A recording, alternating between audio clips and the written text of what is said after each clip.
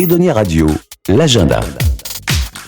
Et dans l'agenda sur Edonia Radio, on va se tourner sur les festivités du 14 juillet à La Rochelle, avec pas mal de changements cette année. Avec nous, Nicolas Dubois, bonjour. Bonjour. Vous êtes responsable en charge de la communication et de l'événementiel à la mairie de La Rochelle. C'est ça. C'est le baptême du feu pour vous. C'est votre première fois que vous avez en charge ces festivités. Et vous avez annoncé pas mal de changements. On va y revenir. Bonne nouvelle déjà, on en parle tout de suite. Le feu d'artifice est maintenu malgré la chaleur, la canicule, parce qu'il est tiré depuis la mer. Oui, c'est ça. C'est une grande chance qu'on a à La Rochelle, puisque nous avons fait le choix de tirer le feu d'artifice depuis la mer. Donc nous ne sommes pas soumis aux restrictions de la préfecture qui empêchent de tirer les feux d'artifice de terre. Voilà, donc on en parlera en fin d'interview, parce qu'avant on va revenir sur les festivités avec le défilé qui pour la première fois se tiendra sur l'avenue Michel Crépeau. Pourquoi ?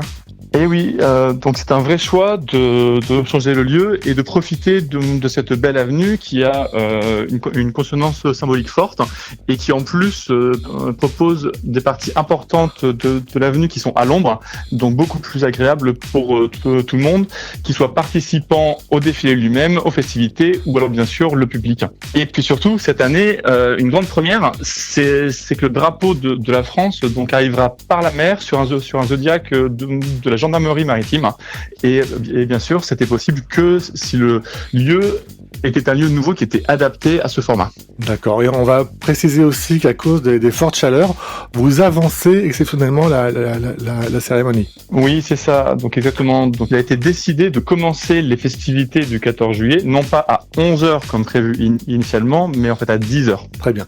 Et on mettra toute la ville aux couleurs de la France avec un pavoisement sur le quai du Carénage, place Éric Tabarly, voilà, toute la ville aux couleurs bleu, blanc, rouge. Vous avez tout à fait raison. Depuis plusieurs jours, donc la ville entière se pavoise de bleu, blanc, rouge, que ce soit la place de l'hôtel de ville qui est magnifique, les quais et en fait bien sûr donc l'avenue Michel Crépeau. Et donc ça c'est le défilé le matin. La Marseillaise sera interprétée par des élèves du Conservatoire de La Rochelle. Oui c'est ça, 2 élèves. Et le soir, alors le feu d'artifice est maintenu, on va parler, ça va être un super feu d'artifice que vous avez confié à un spécialiste, Étienne Lacroix-Ruggieri. C'est ça, c'est un très très beau feu d'artifice. Et puis cette année, nous avons été confrontés à en fait plusieurs contraintes. Bien sûr, comme tous les ans, c'est en même temps que les Francopholies. Mais en plus, cette année, nous avons un bel événement qui est la Coupe du Monde. Et nous avons plaisir à voir que la France donc a franchi toutes les étapes jusqu'à présent et est qualifiée pour jouer une demi-finale de Coupe du Monde. Ce qui, vous en conviendrez, n'arrive pas tous les ans. C'est ça. Et nous, cela nous a posé des questions, puisque on s'est dit, il est absolument pas logique de tirer un feu d'artifice donc en même temps qu'un match de finale de Coupe du Monde. Nous réfléchissons depuis des semaines à des plans pour que la ville s'adapte et pour adapter donc l'horaire de ce feu d'artifice. En plus, il faut jongler avec le concert des Francopholies, parce que généralement, c'est entre 2 artistes qui a tiré le feu. Et oui, c'est ça. Donc l'horaire qui était retenu au début, c'était 22h40, soit en fait juste avant le concert de Mika qui commence à 23h. Donc sauf que vous avez compris que le match de la France, il est prévu pour commencer à 21h.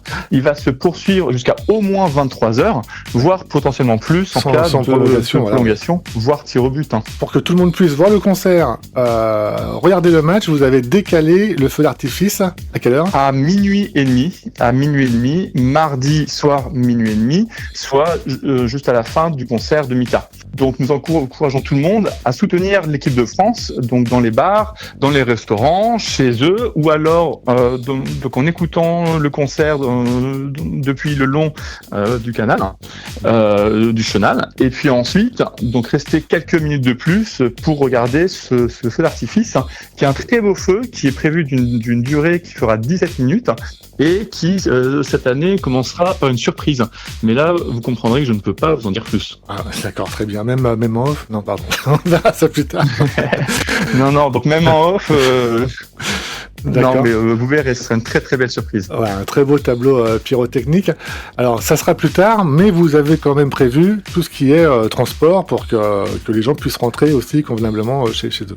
Notre objectif, donc c'est que la fête soit belle jusqu'au bout. Et en réalité, ça fait des semaines qu'on travaille sur l'option de décaler le feu, ce qui impliquait notamment prévoir des bus plus tard, hein, puisque si on propose un feu qui est tiré à minuit et demi, forcément les gens vont repartir vers 1h prendre les bus, donc exceptionnellement, donc les bus prévus pour les Franco et le feu se prolongent au dernier départ du centre-ville à 1h40 du matin.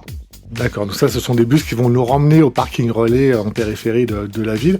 Et puis, vous avez réussi ce qu'on rêvait depuis plusieurs mois, c'est-à-dire à inverser exceptionnellement la circulation sur la route de la mer à Détré. Et oui, donc on se rappelle des années précédentes, le goulot d'étranglement qui était la zone des minimes, avec parfois jusqu'à 2 heures, 3 heures de temps dans sa voiture pour sortir de la zone. Donc nous avons discuté depuis plusieurs semaines, voire mois, donc avec la maire d'Étré, Hélène Rata, que je tiens particulièrement donc à remercier, et qui a accepté exceptionnellement et uniquement pour la fin du feu d'artifice, donc d'inverser le sens de circulation de la route de la mer. Très bien, donc on devrait économiser quelques heures, quelques minutes d'embouteillage. Vous qui connaissez bien la ville, qui connaissez bien toutes les festivités, quels conseils vous pourriez donner à quelqu'un qui veut venir en famille regarder le feu? On se gare où? On regarde d'où? Pour regarder le feu, nous avons communiqué sur des plans qui proposent les lieux les plus adéquats pour regarder le feu. Pour faire simple, c'est surtout le long du chenal, que ça soit côté nord ou sud. Donc étant entendu que la digue du Bout-Blanc est, elle, interdite, parce qu'en fait, elle constituerait donc un goulot, donc en cas de problème, beaucoup trop dangereux. D'accord. Et sinon, de l'autre côté, c'est boulevard du Mail et plage de la Concurrence, quoi. En face. Oui, et aussi le parc d'Orbigny. D'accord. Aussi. Voilà. Et puis, pour venir, le moyen de locomotion donc en fait privilégié, bien sûr, c'est les mobilités douces, vélo, marche à pied. Nous recommandons aussi l'usage des parkings relais, puis des bus qui permettent de se rendre donc au plus près des festivités.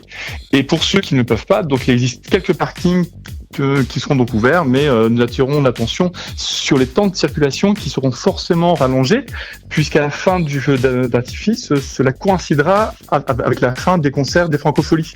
Donc nous aurons donc double flux de circulation à cette heure-là, donc par rapport aux années précédentes où le feu était tiré durant le soir des Francopholies. Oui, et non à la fin. En même temps, effectivement, avant ça pouvait lisser un peu les déplacements. Là, on a les 12 000 des Franco qui sortent et les, je sais pas combien de milliers de personnes on attend de touristes pour ce feu. Voilà. Et écoutez, Nicolas Dubois, merci pour ce point complet. Merci à vous pour votre écoute et pour cette interview. Et puis nous souhaitons à tout le monde de passer une très belle fête du 14 juillet qui commencera tôt le matin et se terminera très tard le soir.